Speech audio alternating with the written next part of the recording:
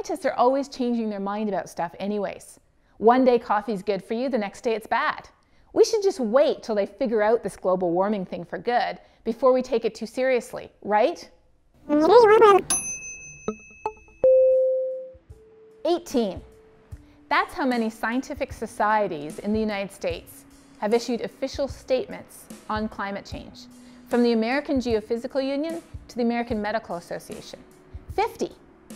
That's how many years it's been since US scientists officially warned the president, Lyndon B. Johnson back then, of the dangers of climate change. And 97. That's the percentage of climate scientists who agree that climate change is real, and for the first time in the history of the planet, we're the ones causing it today. It's true. We're still arguing about climate change, but it's not because the science isn't solid.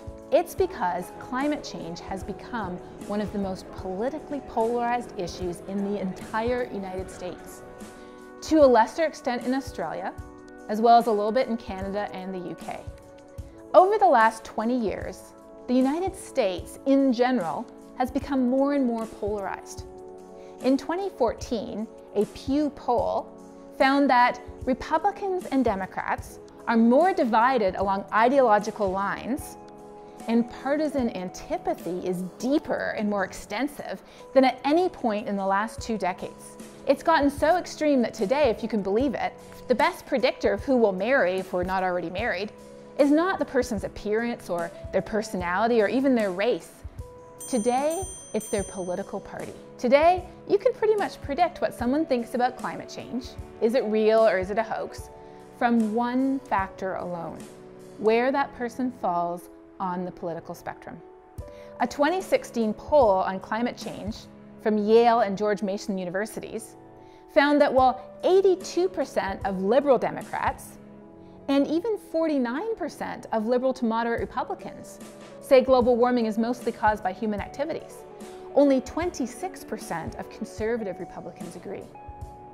How is it that we've got our science so tangled up with our politics? I mean, the physics we use in climate models, nonlinear fluid dynamics and radiative transfer, for all the nerds out there, that's the same physics we use in designing airplanes and satellites.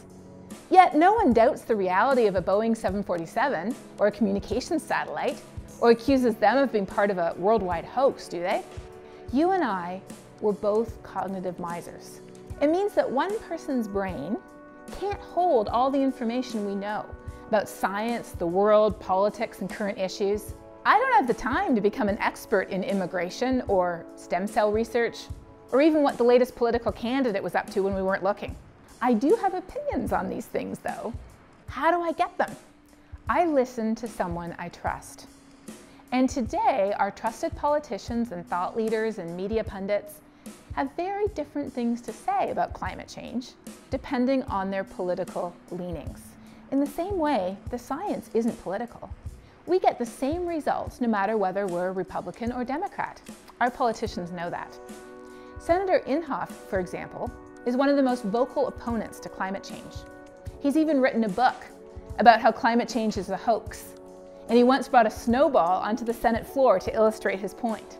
But in a revealing interview back in 2012, he said this to Rachel Maddow: "Do you realize I was actually on your side of this issue when I was chairing that Senate Environment Committee, and I first heard about this. I thought it must be true. Until when? Until I found out what it would cost." And that is where the true objections to climate change lie.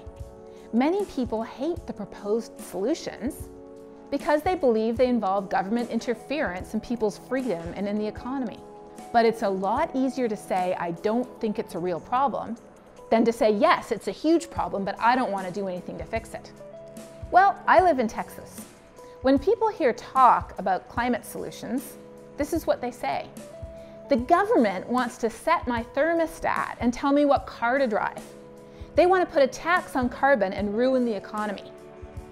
A lot of people wouldn't want to fix climate if the only way was for the government to take away their personal liberties and pull the plug on the economy. Are these the real solutions, though? Here's the thing: they're not.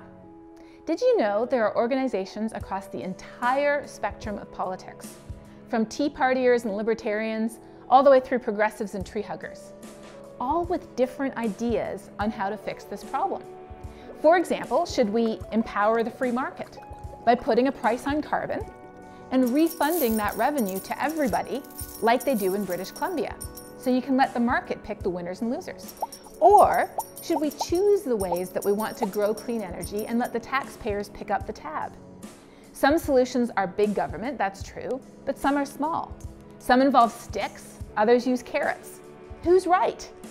I don't know. That depends on where we fall on the political spectrum.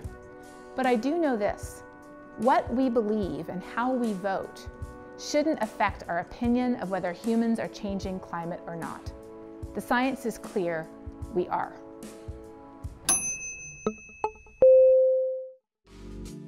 Hey, thanks for watching Global Weirding. Be sure to subscribe to our YouTube channel, follow me on Twitter, and check out our Facebook Live discussion every other Thursday after each new episode at 7 p.m. Central. See you next time.